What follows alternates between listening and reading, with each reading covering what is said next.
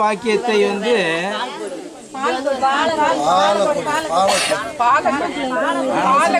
அது வந்து இலை இது வரும், அதில் பால் வரும். அது பாலக்கொடி வந்து அதில் வந்து பால் வரும். இது வந்து தாலி வடிவத்தில் இருக்கு இல்லையா? நீங்க சொல்றது இது தும்பல் வரல, அது பாலக்கொடி, இது தாளிக்கீரை. நான் ஒரு இடத்துல போன கிராமத்துல ஒரு ஆடு மேய்க்கிறவர் சொன்னாரு, பசியா இருந்தா நான் பாட்டு இது போட்டு மென்று சாப்பிட்டுடுவோமான்னு சொல்லி. சாப்பிட்றது கூட நல்லா தான் இந்த வழுவழுப்பா சாப்பிடலாம் பச்சையாகவே. நீங்க சிறுபருப்பு போட்டு கடைஞ்சி சாப்பிடுங்க. ஆண்களுக்கு விந்து ஒழுக்கல் இருந்தால் விந்து கட்டும், ஆண்மை பலம் அதிகமாக கொடுக்கும். பெண்களுக்கு வந்து பலத்தை அதிகமாக கொடுக்கக்கூடிய ஒரு கீரை. இது வந்து நீங்கள் எங்கே பார்க்குறீங்களோ விடாதீங்க, கொண்டாந்து கண்டிப்பாக இதை சமைச்சு சாப்பிடுங்க. இது வந்து தாலி சைஸில் இருக்கு இல்லையா? அந்த காலத்தில் சொன்னாங்க, ஒரு தாலி பாக்கியத்தை கொண்டு பாதுகாக்கணும்னு சொன்னாக்கும் இந்த தாலிக்கீரையை சாப்பிடணும்னு சொல்லி. இது முக்கியமாக என்ன செய்யணும்னு சொன்னாக்கும் குழந்தையின்மையே அது நீக்கும், அது குழந்தை பிறகுவது தூண்டும். அந்த வெள்ளை போகுது இல்லையா, அந்த வெள்ளை போதில் கட்டுப்படுத்திடும் டக்குன்னு. பெண்களுக்கு அதே மாதிரி ஆண்களுக்கும் பயன்படுத்திடும். இந்த இலையை மட்டும் அரைச்சி சாப்பிட்டா போதும். இது இன்புறான்னு சொல்லுவாங்க, வெள்ளை பூ பூக்கும். உங்கள் இடத்துல தான் எடுத்தேன் காலையில். சாதாரணமாக சில இடங்களில் செழிப்பாக வளருது இன்புறா. சிலருக்கு வந்து ரத்தம் வாந்தி வரும். இன்புறாவை காணாதவன் ரத்தம் கக்கி சாவான் அப்படின்னு ஒரு பழமொழி வச்சுருக்காங்க. அப்படின்னு சொன்னால் அதை அந்த மாதிரி ரத்தம் கக்கிறவங்க கூட இதை வந்து கஷாயம் வச்சு குடித்தாங்கன்னு சொன்னால் கண்டிப்பாக அந்த ரத்த வாந்தி நின்று போயிடும்.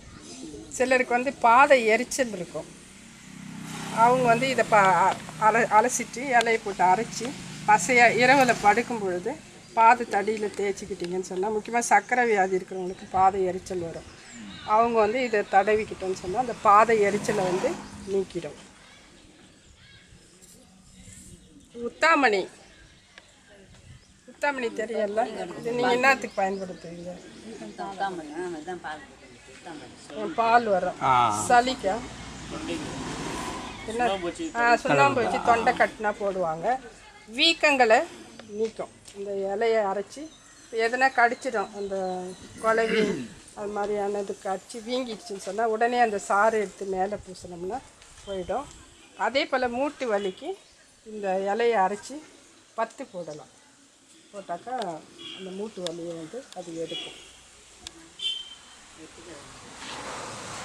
கத்தாழை வந்து நிறைய வைத்தியத்துக்கு இப்போ வந்து பிஸ்னஸாக இது ஆலோவேரான்னு சொல்லிட்டு கொண்டாந்துட்டாங்க மார்க்கெட்டுக்கு.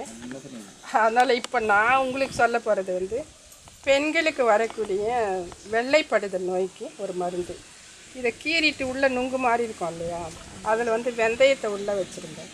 ஒரு இரவு வச்சுட்டு காலையில் எழுந்துச்சி அதை சீவிட்டு அந்த வெந்தயத்தையும் உள்ளே இருக்கிற நுங்கு போன்றதையும் அரைச்சி ஒரு நெல்லிக்காய் அளவு சாப்பிட்டுட்டு மோர் குடிக்கலாம், இல்லைன்னா நீராகாரம் குடிச்சிங்கன்னு சொன்னால் ஒரு வாரத்துலேயே எத்தனை நாள் பட்ட வெள்ளைப்படுதலாக இருந்தாலும் அது குணமாகும். இது வந்து இது கீறிடணும் கத்தாழையை, அதுக்குள்ளே வெந்தயம் வைக்கணும். வெந்தயம் வந்து கொஞ்சம் சாப்பிட்ற அளவுக்கு உள்ளே வச்சுட்டு மூடிட்டிங்கன்னா அது நல்லா ஊறிடும் அதுக்குள்ளே. அப்போ மறுநாள் காலையில் இந்த பச்சை பாகத்தை சீவி விட்டுட்டு அந்த வெள்ளையாக இருக்கிற நுங்கையும் நுங்கு போன்ற பாகத்தையும் வெந்தயத்தையும் அரைச்சி ஒரு நெல்லிக்காய் அளவு வெறும் வயிற்றில் பெண்களுக்கு கொடுக்கலாம்.